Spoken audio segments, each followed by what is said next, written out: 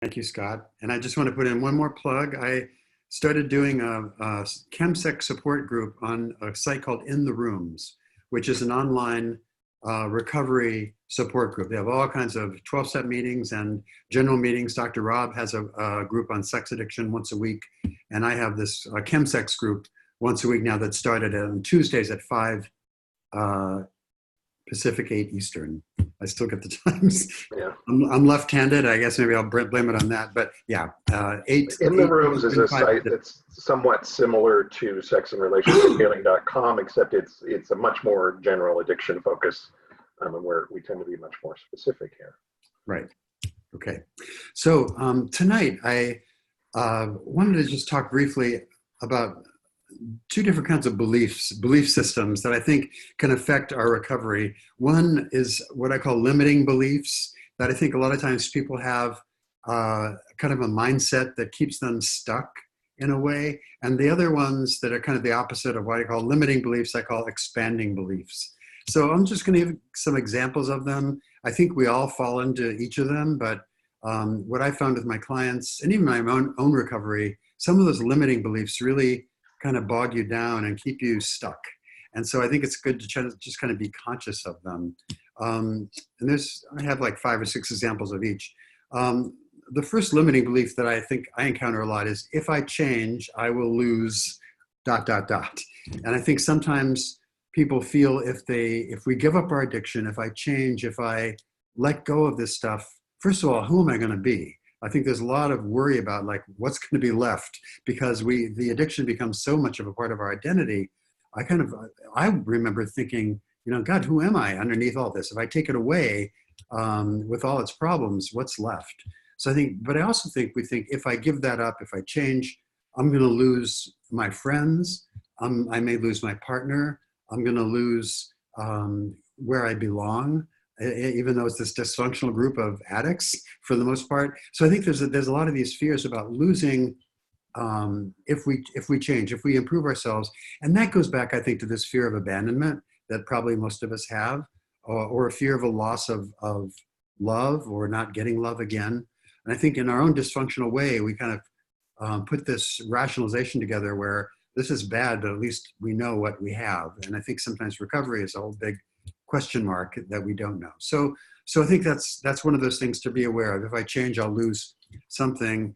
The other one is this, and this is a little tricky for addicts. Kind of, I already dwell on myself too much. I think sometimes recovery feels very self-indulgent and a lot of selfishness. And certainly addicts and addictive behavior can be characterized by selfishness and narcissism and really a lot of self-centeredness. So to kind of parse that out in recovery and really take the time to sort of do the healing work that we need to do and separate that out from what was selfish addictive behavior. So I think a lot of times our partners will say, God, I finally have you back and now you're going to 12-step meetings every night.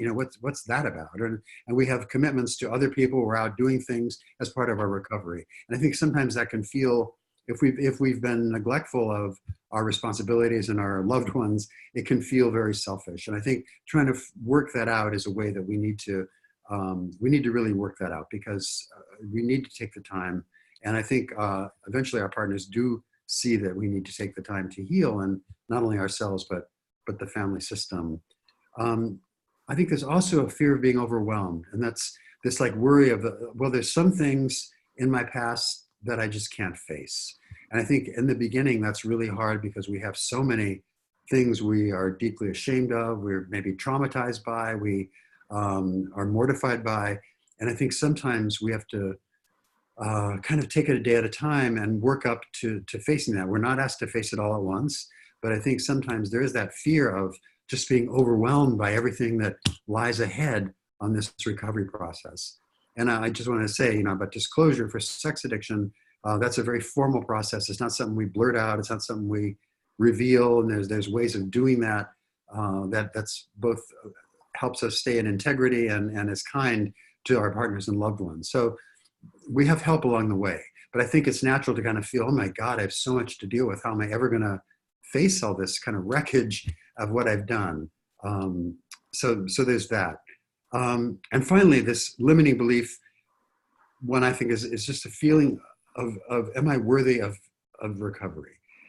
After all the things I've done, I kind of deserve what I get. After all the things I've done, I've hurt so many people, I've disappointed so many people, I've been dishonest. Do I deserve recovery? And I think there's that moment of doubt where it's like a ship that has to kind of change course. It doesn't happen overnight. It has to slow down and stop and then shift. And I think we're in early recovery when we've stopped the ship. We're kind of at this still point before we start a new direction. I think that's the point at which these limiting beliefs really can be overwhelming sometimes, in terms of that fear of being worthy, fear of being overwhelmed, fear of losing what we might have by stepping into recovery. So those are some examples, kind of limiting beliefs that I think we carry into this process. And I'd like to then turn to more what I think the healthier ones, which I call the kind of expanding beliefs. And there's several of these, and these kind of have the ring of affirmations, I guess. But one would be going back to acceptance. I accept who I am. I accept what I've done. I accept responsibility. But also as part of that, I accept that I have some good traits as well. I've told the story when I did my fourth step, my inventory, the first time I, had to do it perfectly. I typed it, of all things, but I had this very detailed history of all the terrible things I'd done. And at the end of it, my sponsor turned to me and said, what about the positive things? An inventory is not just all the negative crap that we've managed to pull into our lives, but it's the good stuff as well. It's the talents, it's the gifts, it's the good heart, it's the good intention, it's whatever is there, and we all have it. But I think sometimes it's hard to find it. So I think acceptance to me is not only accepting our role in the disease, but accepting who we are, and for better or for worse, for the good and the bad. Courage. I think one of the things I tell myself, I'm going to make hard choices based on integrity, and courage to face some of the things I just spoke of, those limiting beliefs about fearing losing everyone, not being worthy of recovery, not feeling that I could really do this and pull it off, but really kind of trying to take it a step at a time. And I think if you look around the rooms, when I hear a share in a meeting or a pitch, as they call them somewhere, and I really am impressed by it, oftentimes there's courage under there. I hear courage in people's voices, the things they've gone through in recovery, the problems they've faced, the ways they've stood up and kind of owned their responsibility and stepped up and become leaders and reaching out and selfless in their service. So there's a lot of that as well. I think we can look for in role models. Another one I had to deal with is I can relax and I'm able to lighten up. I think recovery is, of course, serious business, but I think also recovery has to be fun. We have to laugh. We have to joke. We have to break the tension. And I also think the best meetings I go to are the ones where I laugh, certainly as much as I cry. I think people may be coming into early recovery, it's like this kind of dark humor. It's like, what's so funny about this? And you're right, it's not funny. But I think we have to look at the humor in some of our situations and be able to laugh. And I think that's very healing, for me at least. I think just to lighten up and know that I can relax and not be so serious all the friggin' time. So I think that's important. Strength. I think I had no idea of the strength. I had no idea what I was going to be facing when I got into early recovery, not just with the addiction, but with some really serious illnesses and other things that lie ahead, loss of loved ones. And boy, I found courage in myself that I didn't know I had. And I saw it by identifying in other people and through their actions and by getting help and knowing that I wasn't doing this alone. So I think we all have to kind of root around and find our strength, and it's there. And I really encourage everybody to, if you don't feel it or believe it, just know that it's there, trust that it's there, and look for it, and you'll find it. And finally, two more things, but I've gone on a long time already. Patience, allowing yourself the time to just let this unfold. We walk, I think, Scott, you were saying this the other day, we walk into the woods for years and years, and it takes years and years to walk back out.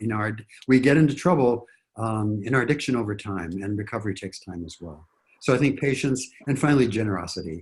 I think there's nothing more beautiful than establishing those connections in program and in our recovery in general by being generous of our time, by being generous with our thoughts and feelings, by just stepping up and doing. We had at one of my home groups here in Fort Lauderdale, we had a woman, it was a gay group too, but this elderly woman, straight woman who was there named Maxine, who was there for 20 years in the front row, just full of love, a dear person, struggled with a lot of financial stressors and health stressors, but she passed away naturally, thank God, just kind of at an old age last week. And we had a turnout of probably 200 people, mostly gay guys, but it was this gorgeous celebration of Maxine. And I thought just that was this generosity of spirit on all parts. And it was a beautiful thing. It just reminded me of the connection, the healing connections over our lifespan that these fellowships give us.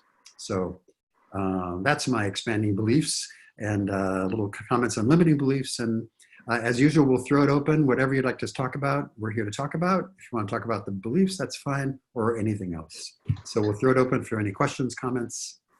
And there we go. Thank you, David. I just want to remind everybody the easiest way to ask questions is through the Q&A feature, but you can also ask them through the chat feature. And thank you, David, for this topic. It's exactly what I need to hear today. So let's get into our questions here. How long would you recommend an addict be sober before entering a residential treatment program, sober from sexual acting out?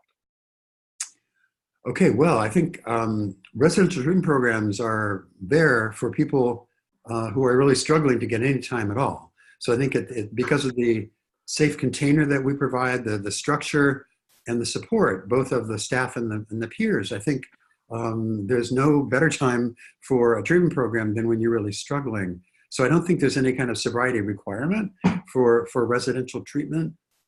We have had people that have been able to manage to get some time, sober time, whether it's drugs or from sexual acting out, up to some months sometimes, but they feel they're not really making the progress they want to make. And it's like the equivalent, I think, of a dry drunk. There are people that go to meetings, they're not drinking, but they're not really getting all the benefit of recovery either. They're kind of struggling, and sometimes their moods are all over the place or they're angry. So I think we have had people like that have come into treatment, even though they're kind of a few months past acting out. And I think the treatment really benefits them as well. So I think really anytime, if you're struggling, residential treatment can be beneficial. And even if you have some time where you're not actually in the acting out behaviors, I think it can still benefit, because we've seen a lot of people kind of get stuck. They're not acting out, but they're not really moving on either. And they're still really trapped in the mindset of the addiction. So I guess any time is a good time. Is that answer a tiny bit different for somebody who's acting out with sex and drugs? Like maybe somebody needs to detox a little bit? Right. So when we get into that kind of paired drug and sexual behavior where there's a risk of detox, and by the way, a lot of the standard drugs we see when combining sex and drugs are stimulants, amphetamines, right? And cocaine, methamphetamine, even Adderall, prescription Adderall being abused. And classically, we say those don't require a detox, and the insurance doesn't pay for a detox because it doesn't have a dangerous physiological detox like an opioid or alcohol, for example. But the stimulants cause a terrible psychological detox, including suicidality, suicidal behavior. So I think in the case of whether drugs are involved, I would really encourage getting in treatment much sooner, just because you can be monitored and assisted and made more comfortable during that detox phase. And that is the time, by the way, where people really have trouble kind of staying clean and sober because of the pull when you're in that withdrawal phase. It's really almost impossible not to act out again, just to soothe those symptoms. Yeah, I think a lot of times between the call where somebody commits to come into treatment and the time they actually, get there a day or two later usually, they're like, oh, I got to get it all out of my system, and I have drugs left. I got to use all the drugs.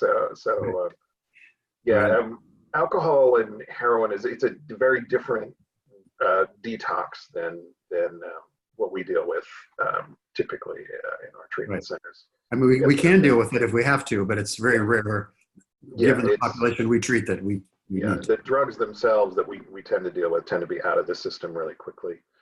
Yeah. Um, but there's still that whole mental thing, which, you just took away my coping mechanism. What am I supposed to do? Of course, I'm going Right. to be pissed off. Let me just say too, a little public safety warning here. One of the other very common drugs where you see the combined use of methamphetamine and sexual behavior is GHB, gamma hydroxybutyrate, or GBL, which is a very dangerous sedative, kind of anesthetic that can cause respiratory failure. And the difference between, to put it in dark terms, like a really good high with GHB and an overdose is really small. It's liquid, it can be mixed, and that's what really kills a lot of people that are using chemsex. They just go into respiratory failure. So beware of that. And that's a medical emergency. That you don't start looking at residential treatment. You go to the ER. Yeah. If that happens. Okay, let's move on to our next question here. A former acting out partner reached out to me with a different number. That happens a lot. I'm a straight woman in SLAA, 1 year sober. I engaged with this guy and we sort of walked down memory lane and I felt like I couldn't stop. I feel like I slipped, though he did ask me to send a pic, which I said no, and stood my ground on that, even though he tried to emotionally manipulate me. I'm just feeling a little bit of shame and regret, so I'm popping on here to share. Thank you for sharing. Wow. Yes, indeed. Thank you for sharing so much. And beware of that shame spiral. And you identify it here, but that's really one of the big risks after something like this, kind of a near miss or getting into the mindset a little bit, is we feel a lot of shame about that. And actually, that shame can be almost more destructive than the other piece, because it can drive you further into towards some bad behaviors. But what you say, calling from a different number. I mean, we always recommend to our clients to change their numbers, change their information, so those accidental or not accidental contacts don't happen. Here in this case, that's pretty hard to avoid. If you don't recognize the number or it's a different number and you call, and you've done really well when you're sober. And I think sometimes when we kind of get into the mindset, it takes us by surprise. We kind of get pulled in a little bit, and it feels kind of dirty. It feels like it's yucky, because we're back in that mindset that we haven't been in so long. But I just want to say you did the right thing. You stood on your ground. You said no. You did what you needed to do. And so I'm so glad that you're here, because the best way to kind of purify that, I think, is to talk about it and do just what you're doing and get some feedback. And I hope you'll share this at meetings as well. I think one thing too, having that much recovery, it makes it a little easier to spot some of that emotional manipulation, which you saw. And I think if we're in it, or if we want to believe something, if we're kind of in the mindset of being seduced by the whole addiction, it's harder to see. But everything you say, shows me that your recovery is really paying off. You saw what was happening, you pulled yourself back, you didn't go there, and now you're sharing it. And so I can't recommend doing anything else except maybe keep sharing it like this, and I know you did the right thing. Yeah, for me, I was like, this is a success story. I mean, this is a good outcome here. I mean, think about what would have happened, 13 months ago versus where you are today, where, you had a little conversation and then you said, no, this is not cool. It doesn't feel good. And you got out of it. That's recovery. So kudos to you, and keep on working your recovery. I think your story is awesome, actually.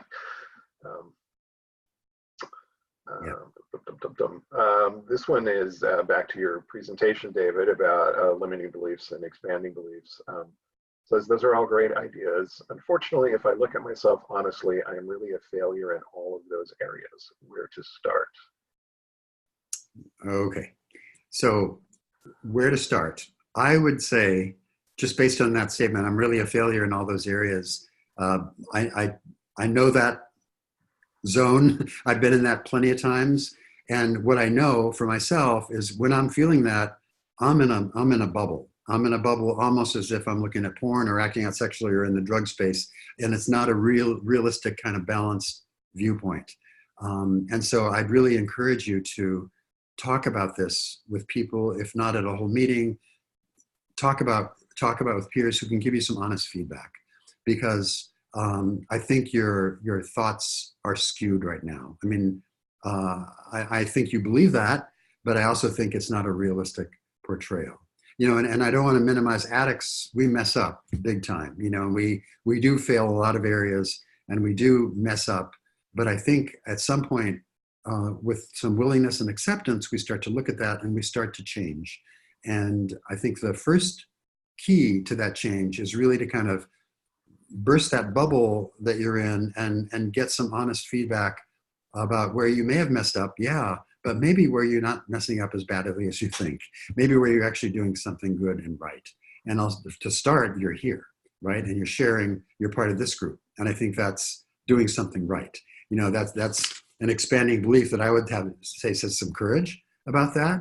It would look at some acceptance of maybe where you're at, but I would just encourage you to kind of move past that, because there's a little bit of a trap. And I'm not saying this is you, but again, for myself, if I'm feeling like a failure in a lot of areas, I can really easily fall into my victim thing, where I kind of feel like a victim and feel like I'm doing everything wrong. I'm a real screw up, and you know, there's that spiral that starts, and there's no good productive therapeutic outcome from that process. You know, so I'd really encourage you to kind of break it, and oftentimes, as I said, you probably need to break it with the help of other people's comments, but just to kind of get a more realistic portrayal, and just try on some of those expanding beliefs. You know, I accept who I am. I make hard choices based on integrity.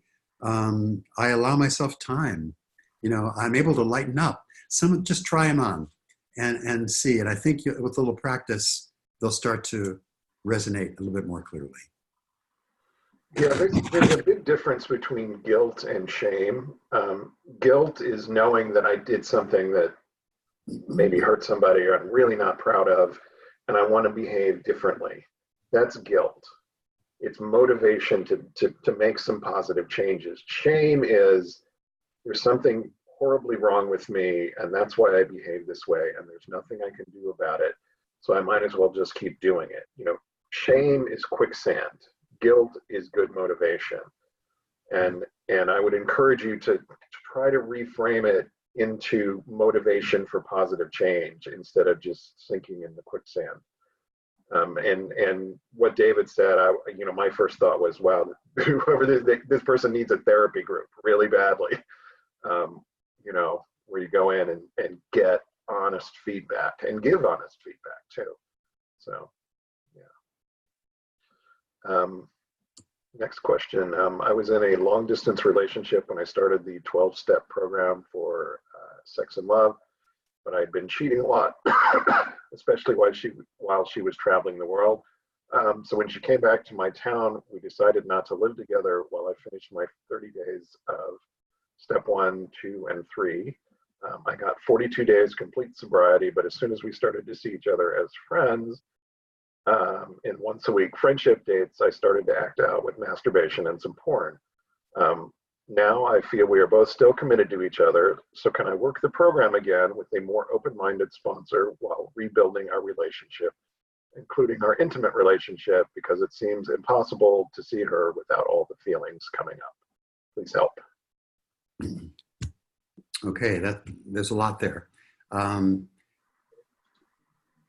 We talk about sex and love addiction as kind of intimacy disorders. And I think the pattern of starting to act out when you come together again indicates to me that there's some work to be done there, maybe on both your part, but certainly with you on your own before you start really working as a couple.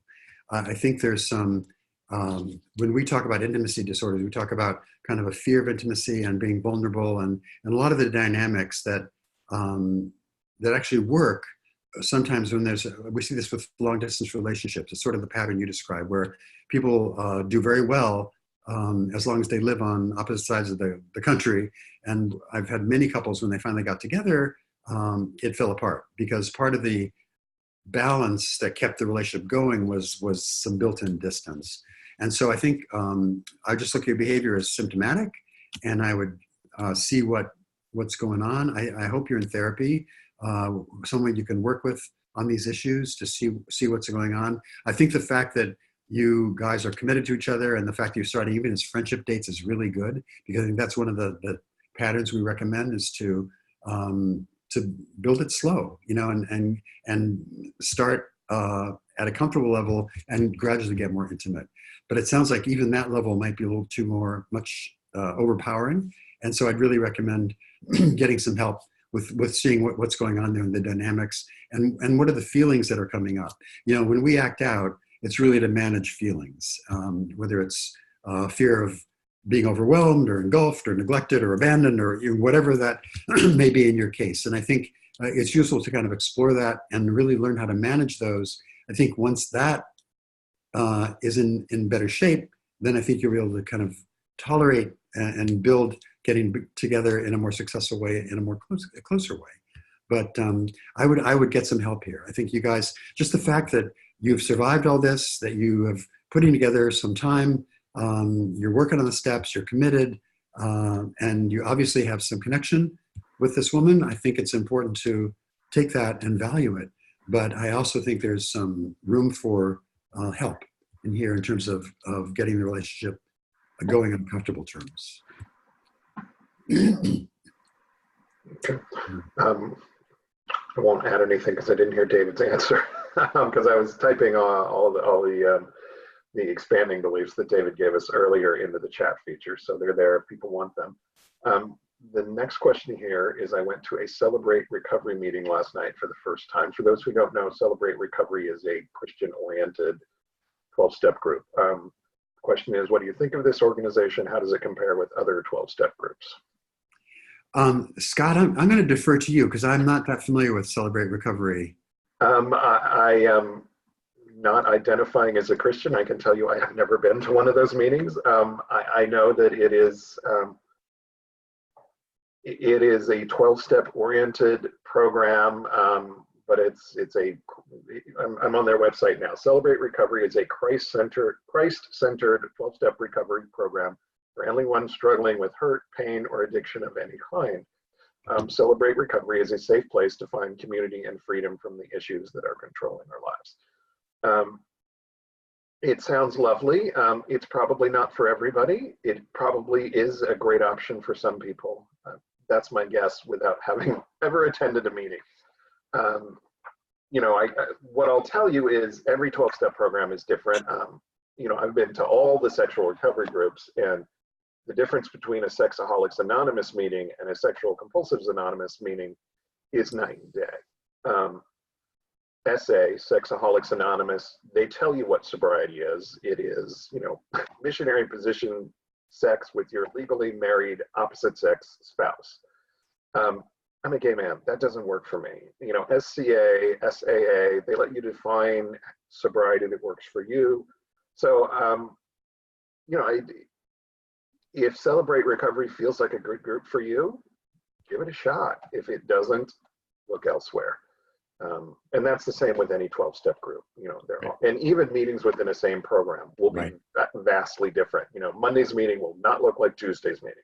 Right. So be open-minded, check things out, explore. I applaud you for exploring, the options. Right. And even as leadership changes in meetings, a meeting can change. Here we have new officers in the meetings every couple of months, and it can totally change the meeting. So it's a living thing. They do change. Yeah. But I think, we talk about the importance of connection. And I think if you find a space in this fellowship where you feel like you're connected and supported and there's healthy atmosphere, go for it. I think it's great. Yeah. A couple of weeks ago, somebody asked a question about CMA meetings, and I think I came off kind of negative because, there are great CMA meetings. There are also CMA meetings that can be really triggering for sex addicts. You got to explore and find the ones that are safe for you and go to those. There's a lot of great CMA meetings out there. There's a lot of great AA meetings out there. There's some awful AA meetings and SA, it's just, that's the way it is. Yeah. And some people think meetings are great that I think are awful, and vice versa. I have a sponsee who goes to completely different meetings than me, other than one. And I can't stand the meetings he goes to, and he can't stand the ones I go to. There it is.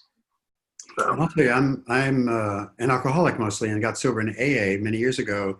And I never used meth, although that's been my work for 20 years. But I go to CMA because the CMA meetings here where I live are really strong and really great. So there you go. So yeah, whatever. Next one. Hi, David. I have just come to 31 days without using porn, masturbation, or any other sexual acting out. Congratulations. My hits from seeing women aren't dying down. I know that it is too early and it may take a long time. In the morning, I tend to wake up aroused. I used to look at porn and masturbate when I woke up every day. When I had a partner, I would always perform morning sex. Call it 20-ish years. I'm 34 now. In both circumstances, I'm doing my best to stop the fantasies from starting or continuing. I put best in quotation marks because the honest truth is I don't feel like I actually want to stop the fantasies in the moment. It feels good and I like it. Trust me, there is a question. How much of a dopamine impact on my brain is there, and how much am I negatively impacting my recovery in terms of the neural pathways, rebuilding, reforming, getting back to baseline when I have an erection and I'm triggered into and fall into fantasy? Great question. Mm-hmm. Great question. And congratulations on 31 days.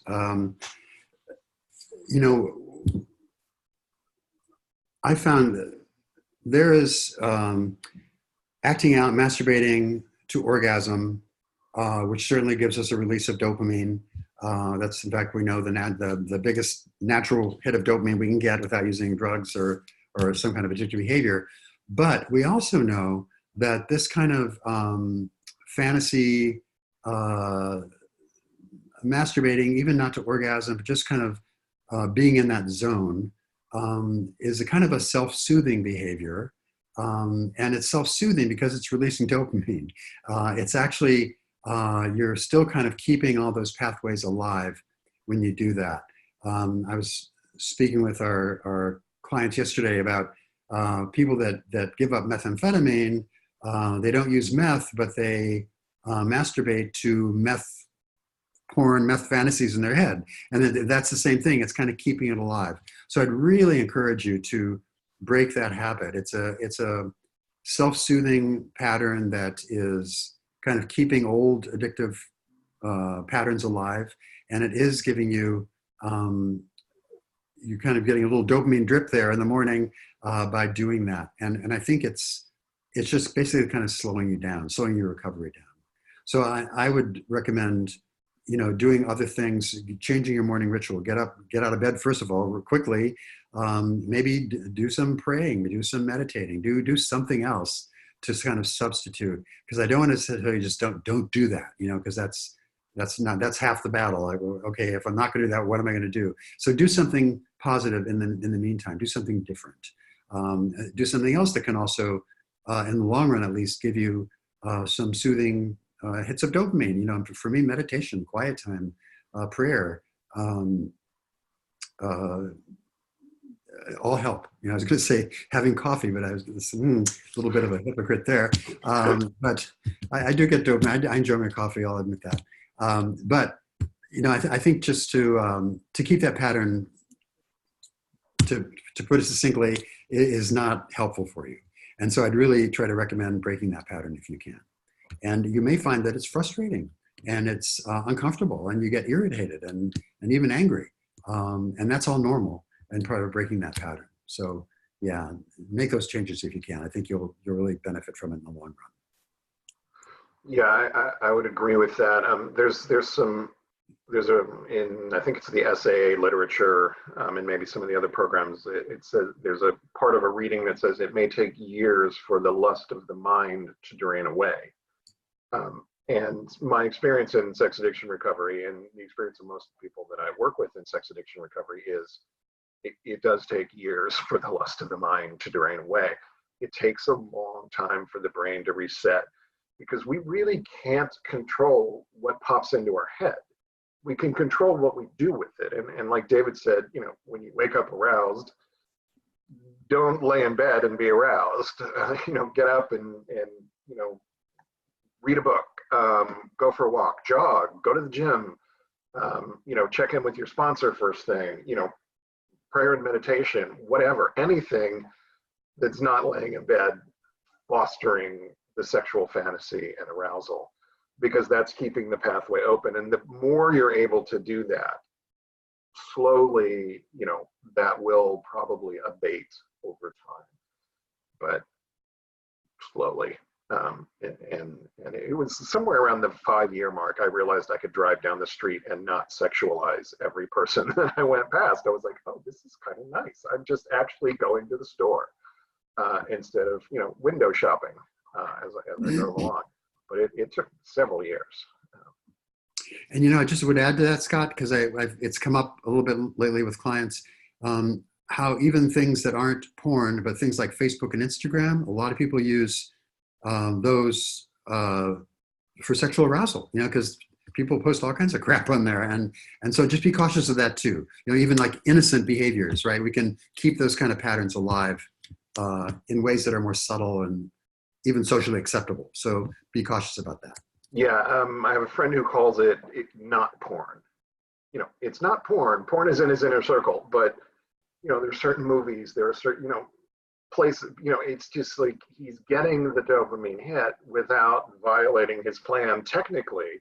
And he finally, after a couple years of that, realized he wasn't getting any better, and he moved what he calls not porn into his inner circle. And left it there for a couple years until his brain reset, and now he doesn't struggle with not porn, and I don't struggle with not porn anymore, but sometimes I'll still think, do I want to see this movie because I want to see so-and-so with his shirt off, or do I want to see this movie because I want to see the movie? Right. And and I'll make a decision based on the answer to that. If I want to see the movie, I'll go see the movie, and I won't be triggered. But if I'm only there to be triggered, I shouldn't be going. That's just me. How does one measure chemistry or interest in a person when dating in recovery? I'm going on a second date with the guy tomorrow night. I really have no clue whether I'm interested in him beyond he and I can carry on a conversation. My gauge seemed in the off position. Good question. That's a great question. And I totally identify with that. I think early on, my gauges, to use your term, were just totally screwed up and broken in every area. I had no sense of, is this a good person or a bad person? Am I feeling good or bad? I was just kind of upside down and in a fog. And I didn't really trust myself because my reactions were so geared to an addictive response for so long. And so I really had to really ask for help. I was really consulting with my trusted advisor, a team of close people about almost everything, because I didn't trust my reaction, my first instinct, because I knew from experience that my first instinct was often not a healthy one, or the people that I was attracted to weren't particularly healthy for me, and that kind of thing. So I think what you're experiencing is really pretty normal. And I think it takes a while to figure out what our feelings are telling us. Does that match what they should be? Where's it coming from? I tried to really focus on what's the source of this feeling? Is it my healthy self or kind of my addict talking to me? But I think this is the kind of thing, again, where feedback and connection really does help. And if you don't know, I just keep taking little steps without major commitments, but just explore and be open.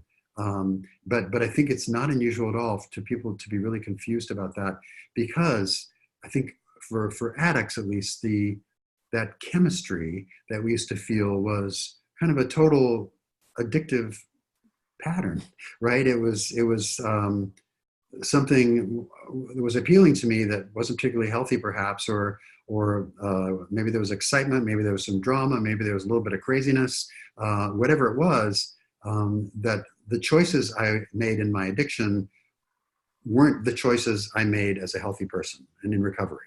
And so I think you're kind of in that zone where, like, kind of betwixt and between. So I would really ask for help and not make any major commitments. That's why we say, by the way, not to make major decisions in the first year, because our judgment is kind of off.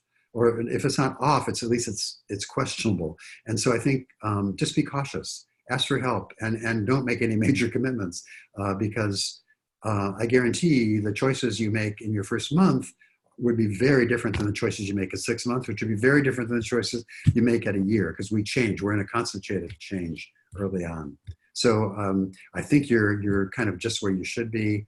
I would enjoy yourself, but I'd always be kind of getting for help, because if you don't have the internal guidance, we can ask for it. We can ask for it from outside, and that's often better. And that's really how I kind of retuned my own gauges. It was by kind of learning, by having examples and asking for help to kind of recalibrate what I was thinking and deciding. Yeah, by the way, we're going to have time for a couple more questions, and we're at the end of the list of the ones we've got, so feel free to ask some more questions. In response to this one, I find it that almost every recovering sex addict, porn addict, or love addict struggles with dating, and I also work with alcoholics. They struggle with dating. Drug addicts. Most people struggle with dating, whether they're an addict or not. So that's issue number one, and I'll give you the Dr. Rob version here of what David just said, which is create a written dating plan. It starts with a list of 5 goals. What are your goals for dating? I want to get married. I want to have kids. I want, whatever your goals are. I just want to have some dates and learn how to do it. That's a good goal. And then take those goals and run them past your therapist, your best friend, your sponsor, and 2 other people. Get some feedback. You may say, I want to get married, and everybody else in your life may go, you ain't ready to get married. Why don't you just try to have 3 dates with somebody? Set that for a goal. And then once you have your goals, then you create a plan for dating. And we always call it the traffic signals plans: red light, yellow light, green light. Red light, he still lives with his mother. She's still in a relationship. It's still married. No job, active addict. These are red lights. Doesn't return my calls. Yellow lights would be things like always expects me to plan our dates. Often shows up late without warning. Doesn't have any friends. If somebody doesn't have any friends, that's kind of a yellow flag there. Like, why doesn't he or she have any friends? Estranged from family. Under earner, over earner, obsessed with work, whatever. And then green lights are things that lead you toward your goal. Has his or her own interests, and it also shares some interests with me. We have good conversation, which it sounds like you have good conversation. Is employed and has a place to live, self-sufficient, things like that. And that'll keep you out of some bad situations, or at least help you spot them when you're in a bad situation. And then every time you have a date, all the people who looked at your goals and looked at your traffic signals plan, and you want feedback from people there too, rehash your date, because our pickers are broken. That's part of how we got here. And the more feedback we get from objective, empathetic people who care about the outcome for us, right, the better off we're going to be. So yeah, if you've got a support network, turn to them. If you don't have a support network, get one. It's important. If you're female, get some female friends. If you're male, get some male friends. Women tend to have female friends. Men tend not to have male friends. It's just the man box. So. And also, I don't know if this is your case or not, but I've had clients who really put themselves under enormous pressure. They're guys in their 40s who didn't have anybody yet, and all their friends were married. And I know this happens with women too, and just kind of this pressure of like, oh my God, I got to find somebody, and almost anybody with a pulse, basically, and they make bad choices. So don't put yourself under any kind of pressure either. There's no time competition here, especially at this point. If you're in recovery, you're starting kind of a new phase of your life, and there's great things ahead of you, and there's no pressure to decide anything right now. So be cautious about that. David, while we wait to see if there are more questions from the participants, I wanted to bring up, because I'm dealing with the sponsee right now. He thinks thinks about himself too much. He thinks he has done so many bad things that he doesn't deserve recovery. He thinks that if he recovers, he will become a different person, and people will treat him differently. And part of his addiction, he's a doctor and he's just driven, and and he thinks if he loses that, he'll lose his standing. How do you walk a client or a sponsee through something like that? Those thoughts. And we had somebody earlier ask the question, I feel like a failure at all of these. How do you walk, in a therapy session, how do you walk somebody through that to get them to see the other side? I guess I'd really kind of identify the specific language of the belief, the fear, and really go back, because they all have a more significant emotion underneath them. So for example, like that, if I change, I'm going to lose XYZ.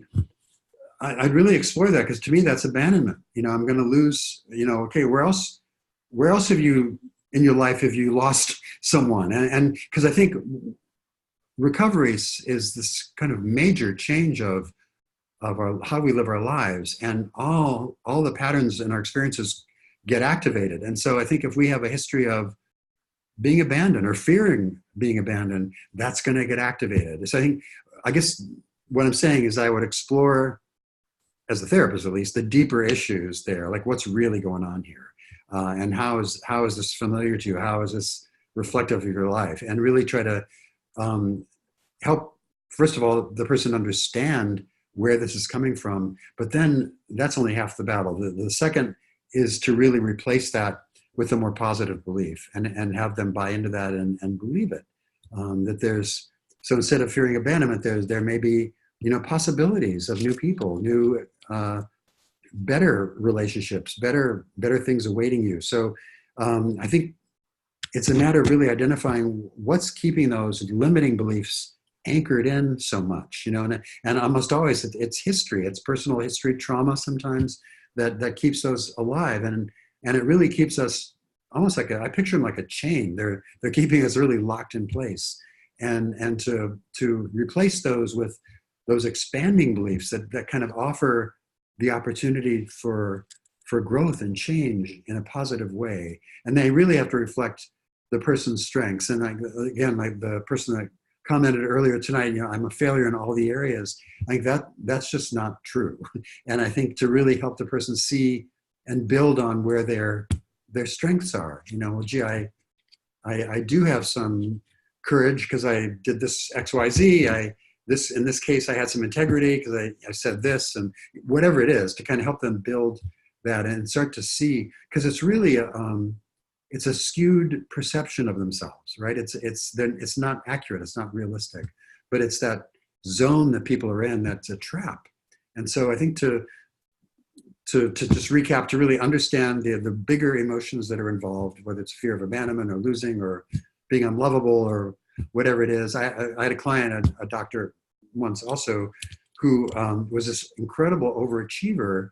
And what it came down to for him was that if he didn't overachieve and like work extra hard to kind of be worthy, he was going to be a total failure. And so and that was just, a mistruth. And so to help him kind of understand that, he was able to break free of that. But to really make sense of it and replace it with more positive beliefs. Yeah, and I look at the expanding beliefs that you gave, and I'm just looking at I have the courage to live in integrity, number one. And the one I really struggle with is I can relax and lighten up. Um, for me, you know, the limiting belief is I don't deserve, you know, just fill in the blank. You know, I don't deserve to be treated right. I don't deserve to earn the money that I get paid. I don't deserve to enjoy my life. You know, all of that stuff. And you know, I feel like I should just recover, recover, recover all the time. And I've been sober for quite a while now. And I still feel like, you know, if I'm having fun, shouldn't I be at a meeting? Well, I mean, I love my meetings actually. My home group is known as the misbehaving old timers group. We like to laugh too. Um, but you know, there's is it Stephen Covey? Is that his name? The efficiency guy, and you know, Yeah. day planners and all of that. But he tells a story about two woodcutters, and you know, one of the woodcutters is just out there and he's just sawing and sawing and sawing and sawing, and he can't get through this big, big tree. And the other woodcutter saws for a while, and then he sharpens his saw and sits and has a glass of water, and then he saws for a while. And the second woodcutter gets done way before the first one.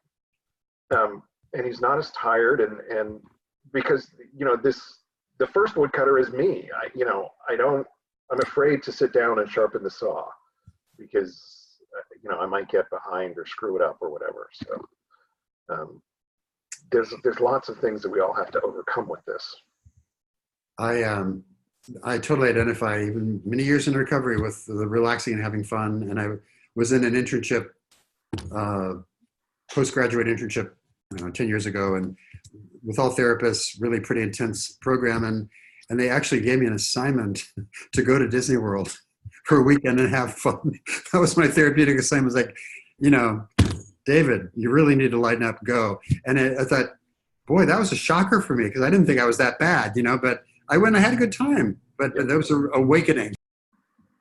Yeah, I had a friend do that once to me. He came into my house. I usually leave the front door open. My friends know they can just walk in. And he looked at me, and it was like a Tuesday, and said, "When is the last time you had a day off?" And I started flipping back through my day planner, and he slammed it shut, turned my computer off, and said, "We're going to a baseball game." And we went to Anaheim, went to a base, had a great day. And, you know, I was so grateful that somebody told me it was okay to do that. Right. So we've got a follow-up question here. This is from an individual we've been talking about. I have this recurring script that says, "It just isn't worth it. It seems like nothing I've ever done has been worth the effort. I realize I'm having a hard time committing to anything because of this. How can I commit to recovery? I realize I haven't done that. I'm going to meetings, but I'm not achieving sobriety." Great question. And, you know, when I see something like it just isn't worth it, I'd again do the same process I mentioned a few minutes ago. It's like, what is the feeling underneath that? You know, where does that come from? Where have you seen that? Where else have you said that in your life? You know, really kind of do an examination of that and look at the patterns. And to me, when I tell myself it's just not worth it, for me, it's fear. It's fear that I won't be able to do it. I won't be good enough. I'm going to fail. I'm going to be embarrassed myself. I'm going to shame myself.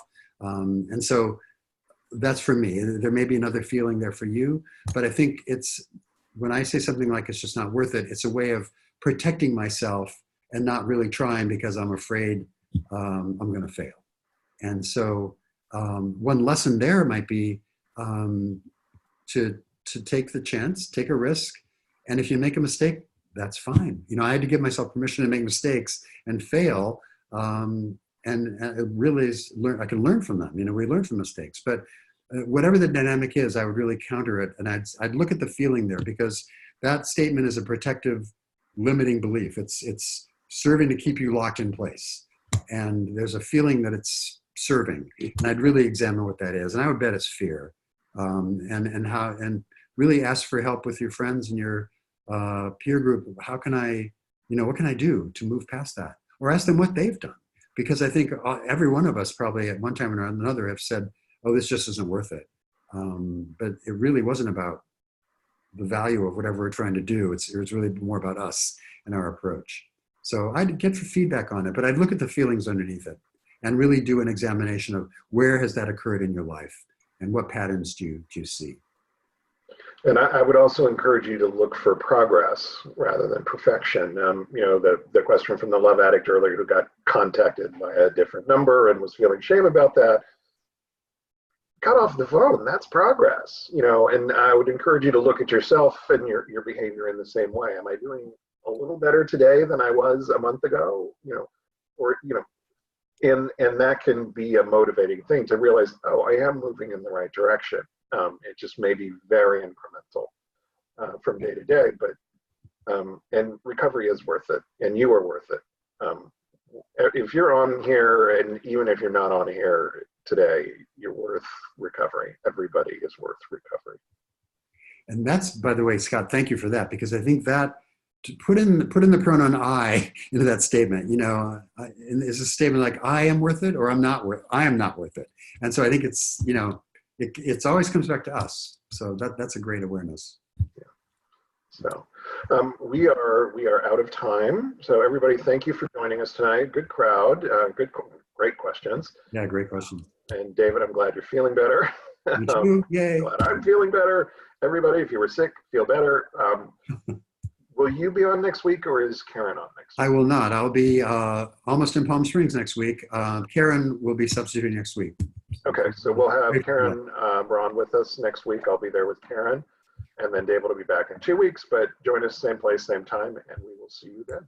Great. Thanks, Scott. Thanks, everyone. Good night.